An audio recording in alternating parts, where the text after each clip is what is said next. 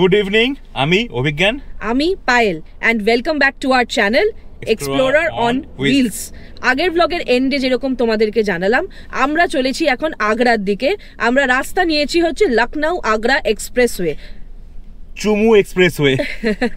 রাস্তাটা লিটারালি অসাধারণ এবং সব থেকে একটা মজার জিনিস দেখলাম, রাস্তাটার মাঝখানে একটা ইমার্জেন্সি এয়ার ল্যান্ডিং স্ট্রিপ আছে এবং মানে সেটা যখন নর্মাল রোড থেকে ওই রোডটায় গেল, লিটারালি ওরকমই মনে হলো যে মানে একটা বেশ ফ্লাইট ল্যান্ড করার মতন একটা ফিলিং। চারিদিকে চওড়া হয়ে গেল রাস্তাটা, নিশ্চয়ই কোনো ইমার্জেন্সির জন্য যাতে ফ্লাইট ল্যান্ড করতে পারে এরকম ব্যবস্থা, খুব ভালো ব্যবস্থা। আর গোটা রাস্তাটা জুড়ে আলো আছে, মাঝে কিছুক্ষণের জন্য আলো ছিল না, বাট স্টিল মানে অসাধারণ রাস্তা, অসাধারণ। পাই না আমি ইন্ডিয়াতে এরকম রাস্তা, কিন্তু পেয়ে হেভি খুশি। যাই হোক, এখন টাইম দেখাচ্ছে হোটেল যেতে সময় লাগবে 3 ঘন্টা মতো, ডিস্টেন্স দেখাচ্ছে 246 কিলোমিটার, তার মানে 80 অ্যাভারেজ গুগল ধরেই নিচ্ছে যে আমরা রাখছি আর কি রাস্তাটায়। তো সেই হিসাবে এখন বাজে 7:41, তো আশা করছি 11টা সাড়ে 11টার মধ্যে ঢুকে যাবো আগ্রায়। তো যাওয়া যাক, সামনে গিয়ে হোটেলে রুম ট্যুর দেবো, দিয়ে আজকের মতো দিন এন্ড, ঘুম। কালকে সকালে আমাদের পুরো আগ্রার দিনের প্ল্যান অ্যাকচুয়ালি। অ্যান্ড কালকে সবাইকে রেডি হতে হবে না আমাদের সাথেও বলার জন্য বাহ তাজ, কারণ কালকে আমরা যাব তাজমহলে। কিন্তু হ্যাঁ, একটা ব্যাপার আছে, হয়তো আমরা মোবাইলে শুটিং করতে হবে, কারণ হয়তো গোপ্রো অ্যালাউড হবে না, বিকজ আর্কিওলজিক্যাল সার্ভে অফ ইন্ডিয়ার আন্ডারে যে বিল্ডিংগুলো থাকে সেগুলোতে গোপ্রো ওরা অ্যালাউ করে না। Any type of video camera, কোনো শুটিং, ভিডিওগ্রাফি, কোনো ভয়েস ওভার দেওয়া, মানে মাইক টাইপের কিছু অ্যালাউ করে না, যেটা মানে হয়তো কোনো কারণ আছে এর পেছনে হয়তো, হ্যাঁ, যেটা অ্যালাউ হয় না। তো নর্মাল আমরা মোবাইলেই শুটিং করব, সেটাই তোমাদেরকে দেখাবো, যাই দেখবো। তো চলে এসেছি অনেকটাই, আর 112 কিলোমিটার বাকি। আমাদের যেমন খিদে পায়, উলফেরও তো খিদে পায়, তাই দাঁড়িয়েছে একটা পেট্রোল পাম্পে। কিন্তু সব থেকে মানে ভালো লাগার বিষয়টা হলো এই রাজ্যে মানে ইউপিতে পেট্রোলের দামটা সত্যিই কম। আমরা গতকাল ভরিয়েছিলাম 96 করেছিল, আর এখন দেখতে হবে এখন এখানে কত করে নিচ্ছে। একই দাম হবে, কারণ আমরা এখন ইউপির মধ্যেই আছি, তো এক্সপেক্টেড একই দাম হবে। আর ডিজেল ছিল 90 করে, এটা আমি দেখলাম ওখানে, তো বেশ সস্তা, মানে 10 টাকার ডিফারেন্স। আমাদের কলকাতায় 106, কলকাতার থেকে 10 টাকার ডিফারেন্স, হায়দ্রাবাদে মানে 110। হ্যাঁ, তো সেই জন্য বেশ মানে তখন মনে হচ্ছিল বেশ বড় একখানা জেরিক্যান নিয়ে এসে ভরে নিয়ে গেলে হয়তো কাজে দিত, কয়েক গ্যালন ভরে নিয়ে দেখলে ভালো হয়। সেটাই, পেট্রোলের যা দাম। কিন্তু মানে রাস্তা এতটাই মাখন যে মানে আমি গাড়ি 100-এ ক্রুজে ফেলে দিয়ে বসে আছি চুপচাপ, পায়ের কোনো কাজ নেই, শুধু হাত দিয়ে ধরে বসে আছি, সেটা ও চালাচ্ছে। ও মাঝে মধ্যে মনে করে 5 সেকেন্ড অন্তর অন্তর যে ড্রাইভার ঘুমিয়ে পড়েছে, তাই একটু অ্যালার্ট দিতে থাকে, তাই আমার স্টিয়ারিং ধরতে হয়, না হলে ও চলছে ওর মতো, আমি কিছু করছি না, বসে আছি। এখন দেখাচ্ছে আমরা এক্সপেক্টেড পৌঁছাবো 10:52, আর দেখি কতটা মেকআপ করা যায়, কারণ এই হাইওয়ে থেকে এক্সিট করলে আর 7 কিলোমিটার যেতে হবে উইদিন দ্য সিটি, তারপরে আমাদের যে হোটেলটা আমরা বুক করেছি আমরা সেখানে পৌঁছে যাব। তো দেখা যাক কতক্ষণে পৌঁছাই।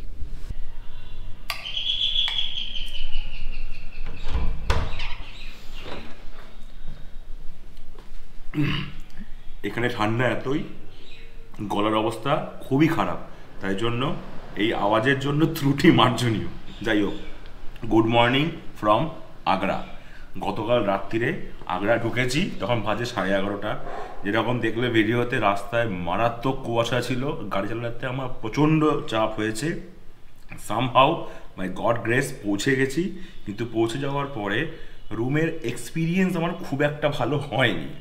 এটা আমরা booking.com-এর থ্রু দিয়ে বুক করেছিলাম, তো 3টে ডিলাক্স রুম ছিল, 2টো আমরা ডিলাক্স রুম পেয়েছি উইথ অ্যাটাচ বাথরুম, কিন্তু তন্ময়ের যে ডিলাক্স রুম সেটা অ্যাটাচ বাথরুম পাইনি। আমরা একটু মনক্ষুণ্ণই হলাম, ওকে আলাদা একটা বাথরুম দেওয়া হয়েছিল। আমাদের তখন প্রায় মানে সবারই মানসিক অবস্থা ভালো ছিল না, প্লাস সবাই টায়ার্ডও ছিলাম, তো সে কারণে কালকে কোনো ব্লগ করার হয়নি এখানে এসে। তো যাই হোক, এরকম বললাম গুড মর্নিং ফ্রম আগ্রা, আর এই হচ্ছে আমাদের রুম। আমরা অলরেডি যা দেখছো সব ওলট পালট হয়ে রয়েছে, তার কারণ রুম আমরা অলরেডি রাত্রিবেলা ইউজ করে ফেলেছি। এখানে জ্যাকেট, এখানে টাওয়েল, এখানে ব্যাগ, এখানে খাবার, সব কিছু পড়ে রয়েছে। তো যাই হোক, এখানে রুম ছোট, খুব হাইফাই রুম নয়। তো এখানে ঢুকে একটা ছোট্ট কাবার্ড মতো আছে, এই কাবার্ডের পাশে আমরা জ্যাকেট ফ্যাকেট ঝুলিয়ে দিয়েছি এখানে, কারণ ঠান্ডা খুব। গুগলে টেম্পারেচার দেখাচ্ছে 10, মানে বুঝতেই পারছো কিরকম ঠান্ডা। আচ্ছা, এখানে টাওয়েল রেখে দিয়েছি, দুটো চেয়ার রয়েছে, তো তার উপরে স্নান টান করে আমরা টাওয়েল রেখে দিয়েছি। এইখানে একটা ছোট্ট টেবিল মতো রয়েছে, ওখানে বায়াল গোপাল রেখেছে। আচ্ছা, এই হচ্ছে একটা বড় খাটটা ভালো, খাটটা কমফোর্টেবল। আর আমরা বাড়ির থেকে একটা বেড কভার ক্যারি করছিলাম, সেটা পেতে দিয়েছি, এটা ওদের দেওয়া বেড কভার নয়। যদিও বেড কভারটা ক্লিন ছিল, তাও ইচ্ছে করে একটা বেড কভার পেতে নিয়েছি শোয়ার আগে। আচ্ছা, এইদিকে একটা টিভি দিয়েছে, যেটা আমরা কোনোদিনই দেখি না ইউজুয়ালি কোনো মানে হোটেলে এসে। আর ওরা আর একটা ব্যাপার, বোতল ওরা দেয়নি, মানে কমপ্লিমেন্টারি বোতল আমি জানি সব জায়গায় দেয়, এটা নিয়েও কালকে একটু মানে আমরা মনক্ষুণ্ণ ছিলাম যে অ্যাটলিস্ট ঘরে দুটো 1 লিটার না হোক দুটো 500 ml জল দেওয়া উচিত ছিল। যাই হোক, সেটাও পাইনি, আমরা কিনতে হয়েছে এটা। আচ্ছা, আর এই দিক থেকে চলে আসলে এইখানে একটা আয়না আছে, এই আয়না, আর এখানে একটা কাবার্ড। এই কাবার্ডটাও খুব একটা বড় নয়, ছোট কিন্তু ম্যানেজেবল, 1 রাত্রি 2 রাত্রি থাকার জন্য ম্যানেজেবল। আর এই দিকে চলে আসলে এই হচ্ছে ওয়াশরুম। ওয়াশরুমটা ভালোই, একটা উপরে গিজারও আছে, গিজার থেকে মোটামুটি ভালোই সুন্দর গরম জল বেরোচ্ছে। এদিকে একটা এক্সস্ট, এদিকে একটা টাওয়েল দিয়েছে, ওখানে আয়না, বেসিন, আর এখানে কমোড। তো মোটামুটি সিস্টেম যা আছে ভালোই, খারাপ নয়। মানে যেরকম বললাম, খুব হাইফাই কিছু নয়, 1 রাত 2 রাত থাকার জন্য ঠিক আছে। শুধু একটাই মনক্ষুণ্ণ, তন্ময় অ্যাটাচ বাথরুমওয়ালা ঘর পাইনি। যাই হোক, আমরা মোটামুটি সবাই রেডি, বাজে এখন 9:30, একটু লেট হয়ে গেল, প্ল্যান ছিল 8:30টায় বেরোনো, সেটা হলো না, কারণ যা ঠান্ডা তাতে ঘুম থেকে উঠে রেডি হওয়াটা খুব মুশকিল বাঙালিদের পক্ষে। যাই হোক, আমরা এখন আপাতত রেডি। ফার্স্ট ডেস্টিনেশন তাজমহল, যেতেই হবে, কিছু করার নেই। টিকিট আমরা আগের থেকেই আর্কিওলজিক্যাল সার্ভে অফ ইন্ডিয়ার ওয়েবসাইট থেকে কেটে রেখেছিলাম। তো তাজমহলটা ফার্স্ট দেখবো, তারপরে মেহতাবগঞ্জ আছে, আর একটা আছে, নামটা মনে পড়ছে না, সেটা আমি গিয়ে বলবো। তো ওইগুলোর টিকিট সব কাটা আছে। আমরা যে হোটেলটায় ছিলাম তার থেকে তাজমহলের গেটের দূরত্ব ছিল 500 মিটার। মোবাইল খুলে গুগল ম্যাপ দেখলাম, হেঁটেই চলে যাওয়া যাবে। চলে গেলাম, গিয়ে দেখলাম লম্বা লাইন। কেন না, সামনের থেকে গলফ কার ছাড়ছে এবং সেই গলফ কারে করে আমাদের নিয়ে যাবে তাজমহলের ইস্ট গেট অবধি। পার হেড নিল 20 টাকা করে। আমাদেরকে ইস্ট গেটে নামিয়ে দিল। ইস্ট গেট থেকে একটুখানি হেঁটে বাদিকে গেলেই টিকিট কাউন্টার লাইন, সেখানে কেউ টিকিট কাটতেও পারো, অথবা যদি কারোর আগের থেকে টিকিট কাটা থাকে ওয়েবসাইটে, যেটা আর্কিওলজিক্যাল সার্ভে অফ ইন্ডিয়ার ওয়েবসাইট, যদি সেখান থেকেও অনলাইন টিকিট কাটা থাকে তাহলে সেই পিডিএফটা স্ক্যান করে তোমরা ঢুকে যেতে পারো। এন্ট্রি গেটে আমার হাত থেকে মাইক, ট্রাইপড আর যা যা ছিল আর কি ইলেকট্রনিক্স আইটেম, শুধুমাত্র গোপ্রোটি বাদ দিয়ে বাকি সব জমা নিয়ে নিল। দেখে আসতে হলো ক্লোক রুমে, কোনো স্লিপ দেয়নি, জাস্ট নাম লিখে রেখেছে। তো গিয়ে নামটা বললে তবে আমাকে আবার আমার জিনিসগুলো ফেরত দেবে। আমরা ঢুকে গেছি মোটামুটি এখন তাজমহলের ইস্টার্ন গেটটা দিয়ে। ঢোকার আগে খুবই লাইন পেয়েছি, যেহেতু আজকে মানে ফুল পূর্ণিমার রাত বা 25 ডিসেম্বর জাস্ট গেছে, হয়তো সে কারণে এখানে প্রচুর লাইন রয়েছে। তো জাস্ট ঢুকছি, তোমরা ভিউটা ততক্ষণ এনজয় করো।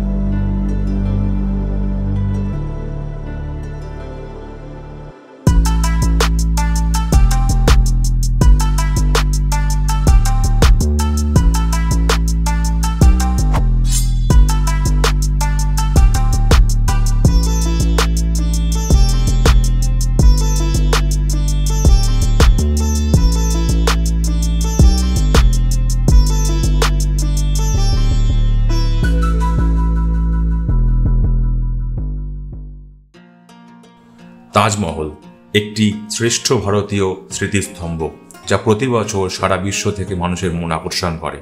এটি উত্তরপ্রদেশের আগ্রা শহরে ভারতের যমুনা নদীর তীরে অবস্থিত। এটি ভারতের মুঘল স্থাপত্যের অন্য আরেকটি অসাধারণ কৃতি আগ্রা ফোর্ট থেকে 2.5 কিলোমিটার দূরে অবস্থিত। তাজমহল পৃথিবীর 7ম আশ্চর্যের এক আশ্চর্য। আমি যখন প্রথম তাকে দেখলাম আমিও আশ্চর্য হয়ে গেলাম এটা ভেবে যে আজ থেকে 400 বছর আগে কিভাবে তারা এটা বানিয়েছিল। দিনটা ছিল 26শে ডিসেম্বর, তাই একটু বেশি ভিড় ছিল। আমি তাজমহলের একদম সামনে পৌঁছে চলে গেলাম বাদিকে। সেখানে টিকিট কাউন্টারে আমার PDF ফাইলটি দেখিয়ে একটি শু কভার পেয়ে গেলাম নীল রঙের, অনেকে লাল রঙেরও পাচ্ছিল। আমি সেই নীল কভারটি জুতোয় গলিয়ে আস্তে আস্তে এগিয়ে গেলাম তাজমহলের প্রধান ফটকের দিকে। বাইরে প্রচুর মিনে করা কাজ দেখে মন জুড়িয়ে গেল, চোখও জুড়িয়ে গেল। তাজমহলের ভিতরে ঢুকে দেখলাম শাহজাহান এবং মুমতাজ মহলের দেহ সমাধিস্থ করা রয়েছে, যদিও সেটা উপর থেকে দেখা যায় না, কিন্তু উপরে একটি মার্কিং করা আছে যার থেকে বোঝা যায় যে আমরা ঠিক তার কবরস্থানের উপরে দাঁড়িয়ে আছি। তাজমহলের প্রধান স্থাপত্যের দুদিকে যে দুটি স্থাপত্য দেখতে পাওয়া যায়, শোনা যায় সেটা নাকি শাহজাহান মুমতাজ মহলের দুই খাস দাসীবাদীর জন্য তৈরি করেছিলেন। ভেবে মনে হয় তখনকার দিনে যারা দাসীবাদী হতেন তাদেরও কি ভাগ্য ছিল। তাজমহল পুরো ঘুরে দেখতে আমাদের সময় লাগলো প্রায় 2.5 ঘন্টা। তাজমহল কমপ্লিট, সকালের তাজমহলের ভিউ কমপ্লিট। আমাদের যাওয়ার কথা ছিল মেহতাব বাগ, কিন্তু দেখলাম মেহতাব বাগ আমাদের তাজমহল থেকে 11 কিলোমিটার, মানে যেতে প্রায় টোটোতে ঘন্টাখানেক মতো সময় লাগবে। তাই এখন ওটাকে আপাতত একটু স্কিপ করলাম। এখন যাব ফতেপুর সিকরি আগে, কারণ ওটা গাড়ি করে যেতে হবে, যেতে লাগবে 1 ঘন্টা। ওটা কমপ্লিট করে ফেরত এসে তারপরে যাব হচ্ছে মেহতাব বাগ। চলো গাড়ি নিয়ে ফতেপুর সিকরির দিকে যাওয়া যাক। গাড়িতে উঠে রওনা দিয়ে দিয়েছি। এখন দেখাচ্ছে 40 কিলোমিটার মতন বাকি। পৌঁছতে পৌঁছতে হয়তো 3:20 বেজে যাবে ওখানে। তো যতদূর শুনেছি যে ফতেপুর সিকরি ঘুরতে মোটামুটি 2-2.5 ঘন্টা সময় লাগে, কারণ ভেতরে রয়েছে দিওয়ানে আম, দিওয়ানে খাস, বুলন্দ দরওয়াজা, যোধাবাই মহল, তো অনেকগুলো জায়গা রয়েছে, সেগুলো পুরো কভার করে ফেরত আসতে 2-2.5 ঘন্টা সময় লাগবে। তো এখনকার মতন আমরা লাঞ্চটা স্কিপ করেছি, হালকা কেক, ক্রসা, বিস্কিট এগুলো খেয়ে বেরিয়ে পড়েছি যাতে টাইমটা মেকআপ হয়। ফেরার পথে আমরা মেহতাব বাগ আর ইতমাদউদ্দৌলা দেখব। ইতমাদউদ্দৌলা অ্যাকচুয়ালি হচ্ছে বেবি তাজ বলে, কারণ মুঘল এম্পায়ারে যে কটা মনিউমেন্ট তৈরি হয়েছিল তাদের প্রত্যেকের মাথায় ডোম থাকে, কিন্তু ইতমাদউদ্দৌলার মাথায় কোনো ডোম নেই, ডোমলেস, মানে বলছে ওয়ান অ্যান্ড অনলি ডোমলেস আর্কিটেকচার যেটা মুঘলরা তৈরি করেছিল, আর ওটার আরেকটা নাম হচ্ছে বেবি তাজ। তো এখন রাস্তায় মোটামুটি নর্মাল যেটুকুন এই সময় ট্রাফিক থাকার কথা, প্লাস 26 তারিখ, গতকাল 25 তারিখ গেছে, হালকা ছুটির আমেজে এখনো লোকজন আছে, তো সেই হিসেবে যেটুকুন ট্রাফিক থাকার কথা আছে। তাছাড়া নর্মাল ফ্লোতেই গাড়ি চলছে।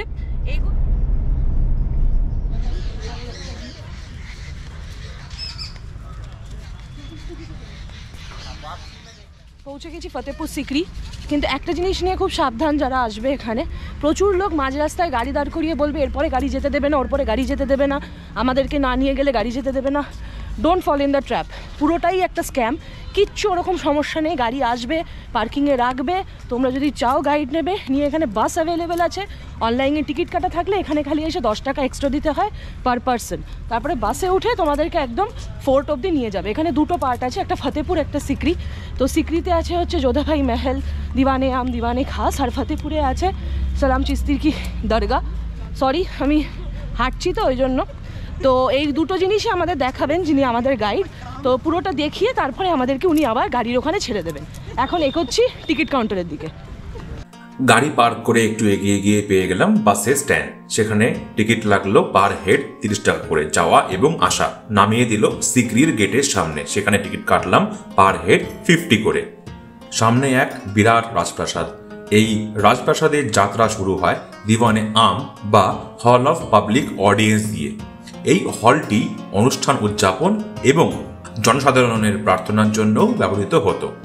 এই স্থাপত্যের পশ্চিমে সম্রাট আকবরের সিংহাসন সহ একটি মণ্ডপ রয়েছে।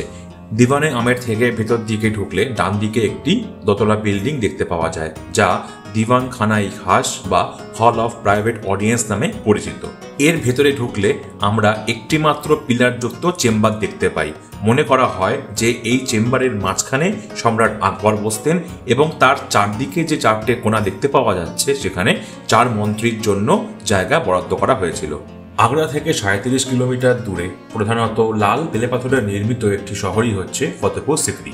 এই শহরটি মুঘল সম্রাট আকবর তৈরি করেছিলেন। তিনি এই শহরটিকে তার রাজধানী হিসেবে পরিকল্পনা করেছিলেন, কিন্তু জলের অভাবে তাকে এই শহর ত্যাগ করতে হয়েছিল। এই ভিডিওতে হাওয়া মহলের সামনে যে একটি বেদি দেখতে পাওয়া যাচ্ছে জলের মধ্যে, সেখানেই তানসেন বসতেন এবং তার চারিদিকে প্রদীপ জ্বালানো হতো। উনি দীপক গান গেয়ে সেই প্রদীপ জ্বালাতেন এবং মেঘমল্লার রাগ গেয়ে সেই প্রদীপ নেভাতেন। দৌলতে খাস হচ্ছে সম্রাটের ব্যক্তিগত চেম্বার। এর নিচতলায় দুটি প্রধান কক্ষ রয়েছে, একটি আকবরের লাইব্রেরি এবং তার বড় কক্ষটি ছিল বিশ্রামের জায়গা। এই স্থাপত্যের প্রথম তলায় রয়েছে আকবরের বিছানা কুঠুরি। এটি আকবরের স্ত্রী তুর্কি সুলতানার বাড়ি পঞ্চমহল, মারিয়ামের বাড়ি এবং যোধাবাইয়ের প্রাসাদের সাথে করিডোর দ্বারা সংযুক্ত ছিল।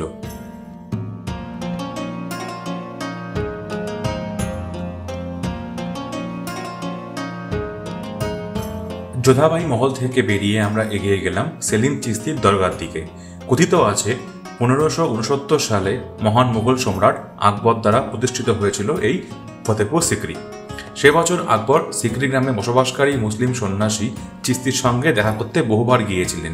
ষষ্ঠবারের দর্শনে চিশতি সঠিকভাবে ভবিষ্যৎবাণী করেছিলেন যে উত্তরাধিকার হওয়ার জন্য আকবরের ইচ্ছা একটি পুত্রের জন্মের মাধ্যমে পরিতৃপ্ত হবে। সেই বছরই শিশু সেলিম জন্মগ্রহণ করেন সিকরিতে এবং তিনি পরবর্তীতে সম্রাট জাহাঙ্গীর হিসেবে শাসন করেন। কৃতজ্ঞ আকবর সিকরির এই স্থানটিকে শুভ বলে সিদ্ধান্ত নেন এবং এটিকে তার রাজধানী বানান। এই সিকরির গ্রামের মধ্যেই আছে বিখ্যাত জামা মসজিদ এবং তার ঠিক ডান দিকেই আছে বুলন্দ দরওয়াজা। বুলন্দ দরওয়াজা বা বিজয়ের দরজা 1575 সালে মুঘল সম্রাট আকবর গুজরাটের বিরুদ্ধে তার বিজয়ের স্মরণে তৈরি করেছিলেন। এটি ভারতের আগ্রা শহর থেকে 43 কিলোমিটার দূরে ফতেপুর সিকরিতে জামা মসজিদের প্রধান প্রবেশদ্বার। ফতেপুর সিকরি কমপ্লিট করে এসে এই গাড়িতে উঠলাম। মোটামুটি যদি খুব ভালোভাবে দেখতে কেউ চাও তাহলে মিনিমাম 4 থেকে 5 ঘন্টা সময় দিলে তবে জিনিসটা ভালো মতন ভাবে ছবি তুলে ভালো মতন ভাবে এক্সপ্লোর করতে পারবে। দেখার জন্য দারুণ, অসাধারণ স্কাল্পচার যা যা রয়েছে, আগেকার দিনে লোকজন যেভাবে যা কাজ করে গেছে সেটা এক কথায় অসাধারণ, মানে তুলনাহীন একটা ওখানে স্কাল্পচার রয়েছে। মানে বেশ ভালো লাগছিল যে ওখানে ভেবে যে কোনো কালে যোধাবাই, কোনো কালে আকবর, তানসেন ওখানে বসে যে মেঘমল্লার রাগের গান গেয়েছেন সেই জায়গাটাও এখনো রয়েছে। মানে দেখলে সত্যি খুব ভালো লাগছে যে মানে ওগুলো যখন গাইড বলছে। আর তখন আর কি ছোটবেলায় আমরা ইতিহাস বইতে যা পড়েছি সেগুলো আর কি মানে রোমন্থন হচ্ছে বেসিক্যালি বলতে গেলে। বেশ ভালো লাগে। মানে যদিও হিস্ট্রি পার্সোনালি আমার পড়তে কোনোদিনও ভালো লাগেনি, কিন্তু এই জিনিসগুলো শুনতে খুব ভালো লাগে। যাই হোক, এবার আমরা এগিয়ে চলেছি, একটু খাবো, কারণ সকাল থেকে আমরা মোটামুটি সবাই ওই সেমি উপোসেই আছি আর কি, যেহেতু এগুলো কভার করতে হতো। খাওয়ার পরে ইচ্ছে আছে গাড়িটা রেখে একবার ইতমাত-উদ-দৌলাতে যাব, যেটা বলছিলাম বেবি তাজ। হ্যাঁ, আর যেটা সকালে বলেছিলাম মেহতাব বাগ যাওয়ার প্ল্যান, সেটা মনে হচ্ছে স্ক্র্যাপ করতে হবে। তার কারণ অলরেডি মানে মনে হচ্ছে না যেটুকু টাইম আমাদের হাতে আছে তার মধ্যে কভার হবে, কারণ পূর্ণিমার রাত্রিবেলা তাজমহলটা দেখার জন্যই আসা আগ্রায়, তো সেটা যেহেতু করতে হবে, তো জানি না মেহতাব বাগটা সেই সময়ের মধ্যে করতে পারবো কিনা। দেখা যাক, যদি হয় তাহলে যাবো, আর না হলে ওটাকে স্ক্র্যাপ করে দেবো। হ্যাঁ, কারণ ঠিক আছে, কিছু তো বাকি থেকে যেতেই পারে, পরের বার না হলে আগ্রায় আসার ইন্টারেস্টটা থাকবে কেন। চলে এসেছি গাড়ি ফাড়ি পার্ক করে নাইট ভিউ মজা নেওয়ার জন্য তাজমহলের। পূর্ণিমার রাত্রিরে তাজমহল একদম চকচক করবে। এখনও অবধি সেরকমভাবে ফগ হয়নি, তো আশা করছি ভালো মতো দেখতে পারবো। এখন দেখা যাক ভাগ্যে কি লেখা আছে।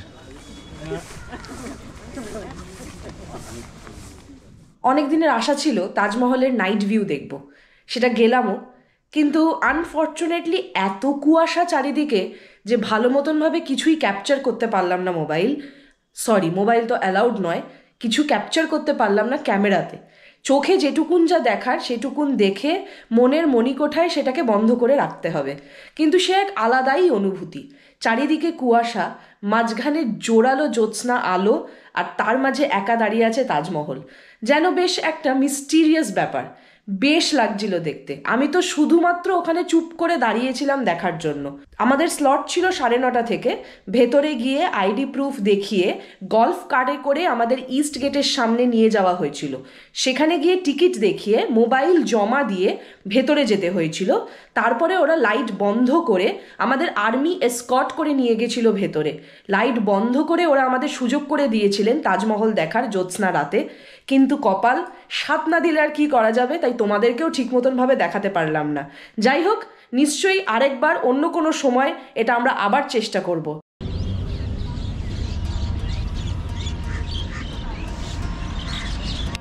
পার্কিং লট থেকে একটু হেঁটে রাস্তা পার হয়ে পৌঁছে গেলাম টিকিট কাউন্টারে।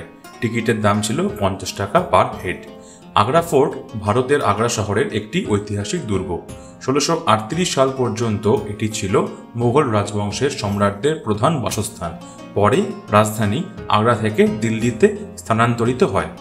আগ্রা দুর্গটি ইউনেস্কোর একটি বিশ্ব ঐতিহ্যবাহী স্থান। এটি আরও এক বিখ্যাত স্মৃতিস্তম্ভ তাজমহলের উত্তর পশ্চিমে প্রায় 2.5 কিলোমিটার দূরে অবস্থিত। 1526 সালে পানিপথের প্রথম যুদ্ধের পর বিজয়ী বাবর ইব্রাহিম লোদির প্রাসাদে দুর্গে প্রবেশ করেন। 1530 সালে তার উত্তরসূরি হুমায়ুন দুর্গে সম্রাট হয়ে বসেন। 1540 সালে বিলগ্রামে শের শাহ সুরির কাছে হুমায়ুন পরাজিত হন। দুর্গটি বহুদিন সুরিদের দখলে ছিল এবং 1555 সালে হুমায়ুন এটিকে পুনরুদ্ধার করেন। চলে এসেছি এখন আগ্রা ফোর্টে। এটা আগ্রা ফোর্টের মেন এন্ট্রেন্স, যে রাস্তাটা আমার পিছনে দেখতে পাওয়া যাচ্ছে। দুদিকে বিশাল উঁচু পাঁচিল। এখানে সৈন্যরা যখন বসে থাকতো ওপরে, নিচ দিয়ে কোনো যখন এনিমি কেউ আসতো, ওপর থেকে গরম তেল ফেলে তাদেরকে হত্যা করার চেষ্টা করা হতো। আর এখান থেকে একো হয়, হাততালি দিলে একোটা ভেতর অবধি শুনতে পাওয়া যায়। এখন ভেতরে ঢুকবো, ভেতরে ঢুকে বাকি আগ্রা ফোর্টটাও দেখবো। দুটো এন্ট্রেন্স আছে আগ্রা ফোর্টের, অ্যাকচুয়ালি একটাই এন্ট্রেন্স, এটা হচ্ছে মেন এন্ট্রেন্স। এটা দিয়ে ঢুকলে ওখানে সামনেই পড়ে হচ্ছে দিওয়ানে আম আর দিওয়ানে খাস, কিন্তু আমরা ঢুকবো জাহাঙ্গীর মহল দিয়ে। আমি যদি ঘুরে যাই এই দিকে, এই যে পুরো জায়গাটা দেখতে পাওয়া যাচ্ছে, এটা হচ্ছে জাহাঙ্গীর মহল। ঢোকার মুখেই জাহাঙ্গীরকে ছোটবেলায় তার মামা যে বাথটাবটা গিফট করেছিল সেটা ওইখানে রাখা আছে, সেটাও দেখব। এর গুরুত্ব অনুধাবন করে আকবর এটিকে তার রাজধানী করেন এবং 1558 সালে আগ্রায় আসেন। তার ইতিহাসবিদ আবুল ফজল লিপিবদ্ধ করেন যে এটি একটি ইটের দুর্গ ছিল যা বাদলগড় নামে পরিচিত। এটি ধ্বংসপ্রাপ্ত অবস্থায় ছিল এবং আকবর রাজস্থানের ধোলপুর জেলার বারাউলি এলাকা থেকে লাল বেলেপাথর এনে এটি পুনর্নির্মাণ করেছিলেন। স্থপতিরা ভিত্তি স্থাপন করেছিলেন এবং এটি বাইরের দিকে বেলেপাথর এবং ভেতরের দিকে ইট দিয়ে নির্মিত হয়েছিল। প্রায় 4000 নির্মাতা এটিকে দৈনিক 8 বছর ধরে কাজ করেছিলেন। 1573 সালে এটি সম্পূর্ণ হয়েছিল। এসে গেছি এখন সভাখানায়। এখানে সভা বসতো, আকবর জাহাঙ্গীর এখানে সভা বসাতেন। এখানে নহবত বসতো দুদিক থেকে, আর জোরে কথা বললে এখানে বেশ গম গম করছে চারিদিকে, ওই জন্য সভা বসলে সেটা খুব ভালো শুনতে লাগতো তখনকার দিনে।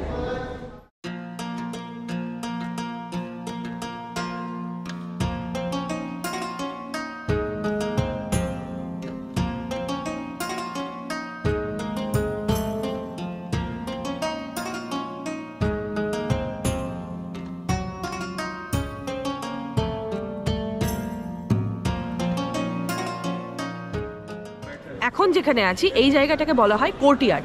আমার বাঁদিকে যে জায়গাটা রয়েছে ওখানে জাহাঙ্গীর বসতেন এবং এই জায়গাটা ওর সামার রিসর্ট, যখন গরমকালে এসে ওখানে শুতো, পর্দা টানানো থাকতো, হাওয়া আসতো, ওর আরাম হতো। আমার ডান দিকে রয়েছে ডাইনিং হল, এখানে ওরা খাওয়া দাওয়া করতো এই জায়গাটাতে। আর ওপর দিকে যে বড় কুঠুরিগুলো দেখতে পাওয়া যাচ্ছে চারিদিক ঘিরে, ওখানে রানীরা বসে, নিচে যখন কোনো মজলিস হতো সেটা রানীরা ওপর থেকে বসে এখানে দেখতে পেতেন।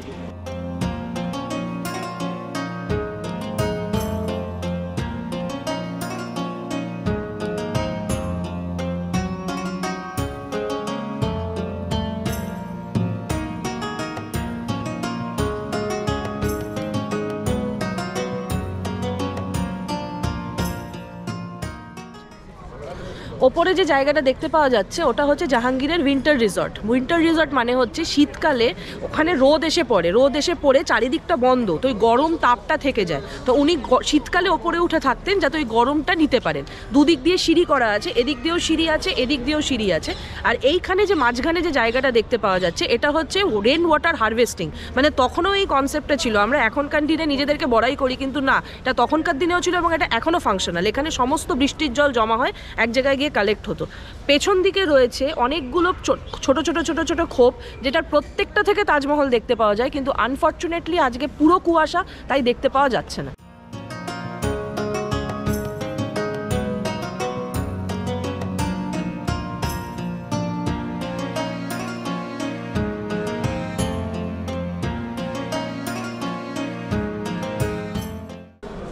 এবার তোমাদেরকে একটা পিসি সরকারের মতন ম্যাজিক দেখাবো। ওপরে যে জায়গাটা দেখতে পাচ্ছ, সবাই একটুখানি ক্লিয়ারলি দেখো জায়গাটাকে। দেখে কি মনে হচ্ছে যে জায়গাটা সলিড, ওখানে একটা ল্যান্ডিং আছে, ওখানে কেউ বসতে পারবে, তাই তো? Now the time for the magic.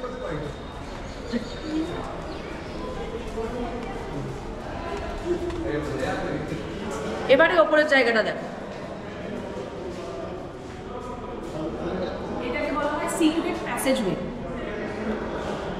এটাকে বলা হয় সিক্রেট প্যাসেজওয়ে। ওখান থেকে আমি দেখতে পারবো বাইরে কেউ আসছে কিনা, সেই অনুযায়ী আমাকে তাহলে নিজের অ্যাকশনটা নিতে হবে।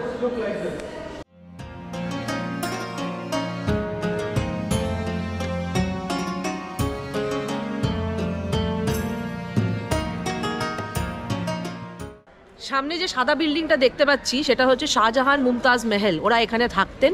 এবং শাহজাহানের 2 মেয়ে ছিল, রসনারা এবং জাহানারা। রসনারা বড় মেয়ে, জাহানারা ছোট মেয়ে।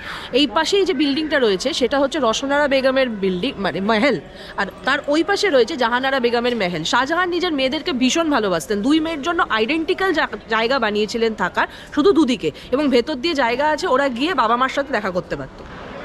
আমার বাঁদিকে রয়েছে খাসমহল, যেখানে স্বয়ং শাহজাহান এবং মুমতাজ থাকতেন।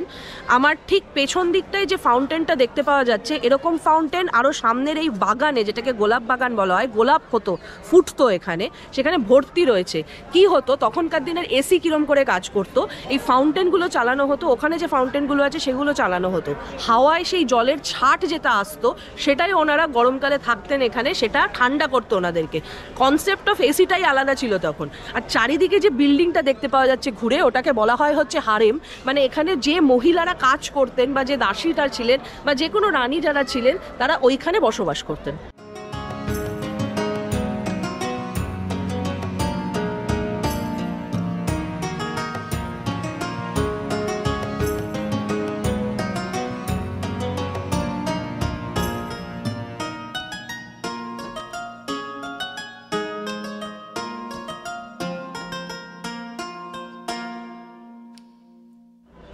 আমার ডান দিকে যে জায়গাটা দেখতে পাওয়া যাচ্ছে, এখানে শাহজাহানকে বন্দি করে রেখেছিলেন অরঙ্গজেব। এই গোটা যে আর্কিটেকচারগুলো দেখতে পাওয়া যাচ্ছে এখানে, এই প্রত্যেকটার গায়ে চুনি, পান্না, হীরের মতন কস্টলি জেমস দিয়ে খোদাই করা ছিল, যেগুলো যখন ব্রিটিশ শাসন চলে, যখন যারা দেশ ছেড়ে চলে যায়, তখন এগুলো নিয়ে ওরা চলে গেছে। যখন শাহজাহানকে বন্দি করে রাখা হয়েছিল তখন অরঙ্গজেব ওনাকে জিজ্ঞাসা করেছিলেন যে তুমি যে কোনো একটা জিনিস পড়তে পারবে, একটা জিনিস খেতে পারবে এবং একটা কাজ করতে পারবে। তো উনি বলেছিলেন আমি খেতে চাই চানা। তো চানা দিয়ে অনেক কিছু হয়, যেটা চানার ডাল হয়, চানার সবজি হয়, চানা দিয়ে মিষ্টি বানানো যায়। পড়তে কি চেয়েছিলেন? Silk muslin. এবং কাজ কি করতে চেয়েছিলেন? বলেছিলেন আমি বাচ্চাদের পড়াবো। তো অরঙ্গজেব তখন বলেছিলেন যে তোমার নবাব তুমি আর নেই, কিন্তু তোমার নবাবিয়াত এখনো যায়নি। তো এরকম ছিলেন শাহজাহান আর অরঙ্গজেব। তো এই জায়গায় ওনাকে বন্দি করে রাখা হয়েছিল। আর ওই পাশ থেকে তাজমহল দেখতে চেয়েছিলেন উনি। তো তাজমহল ওখান থেকে দেখতে পাওয়া যায়, শুধু ওইটাই দেখতে চেয়েছিলেন যে আমি একটু তাজমহল দেখতে চাই, ওখান দিয়ে দেখতে পাওয়া যায় না। পেছন দিকে যে জায়গাটা দেখতে পাওয়া যাচ্ছে ওটা হচ্ছে দিওয়ানে খাস। আর এই চারিদিক ঘিরে ওপরে যে ব্লকটা রয়েছে সেটা হচ্ছে অ্যাডমিনিস্ট্রেটিভ ব্লক। যত ট্যাক্স নেওয়া, যত অফিসিয়াল কাজকর্ম সেটা ওপরে হতো। আর নিচে বসতো বাজার, মিনা বাজার, যেটা খুব ফেমাস এখানকার। আর ডান দিকে নিচে রাখতো ট্রেজারি। আর মাঝখানে যে সাদা জায়গাটা রয়েছে এই দিকটায়, সেই সাদা জায়গাটার ওখানে বসে মুমতাজ খুব মাছ ধরতে ভালোবাসতেন, আর সেটা শাহজাহান দেখতে ভালোবাসতো। মুমতাজ ওপরে বসে নিচে কোনো জলাশয়ের থেকে মাছ ধরতো, আর শাহজাহান সেটা খালি বসে দেখতেন। উনি মিথ্যে বলে যায়নি।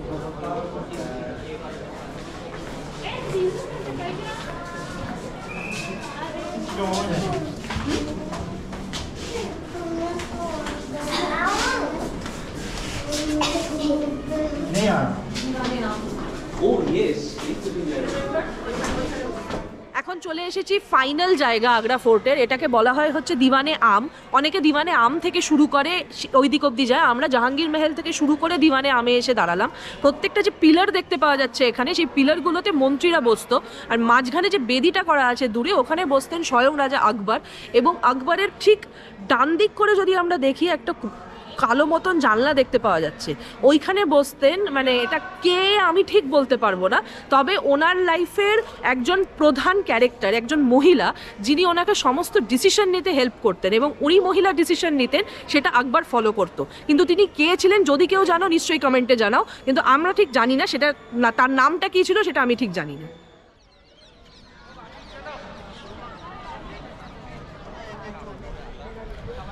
আগ্রার জার্নি কমপ্লিট, এবারে শুরু বাড়ির পথে। নন স্টপ 30 আওয়ার্সের ড্রাইভ। গুগল বলছে 24 ঘন্টা, কিন্তু আমরা এক্সট্রা 6 আওয়ার্স ধরে নিয়েছি, কারণ একদিনের ব্যাপার, একটু রেস্ট নেওয়া আছে, খাওয়া আছে, দাঁড়ানো আছে, সব মিলিয়ে ধরে রাখছি 30 আওয়ার্সের একটা লং ড্রাইভ, যেটা আর এই ব্লগে দিচ্ছি না, কারণ রাস্তা সেম, জার্নিও সেম, মানুষগুলো অবশ্যই সেম। তো এবারের মতন এই ব্লগটা এখানে শেষ করছি। Please do like, share and subscribe to the channel. জানিও তোমাদের কি কি ভালো লাগছে, আর তোমরা আরও কি দেখতে চাও আমাদের থেকে। আর তোমরা যারা আগ্রা এসেছো, তোমাদের কমেন্টস লেখো, তোমরা কি কি এক্সপিরিয়েন্স করেছো, কি কি ভালো লেগেছে, যেগুলো মিস হয়ে গেল সেগুলো পরের বারের জন্য তোলা থাক। টিল দেন দেখা হবে অন্য কোনো জায়গায়, অন্য কোনো ভ্লগে। Share this video with your family and friends. চলো, take care of yourself, tata, bye by.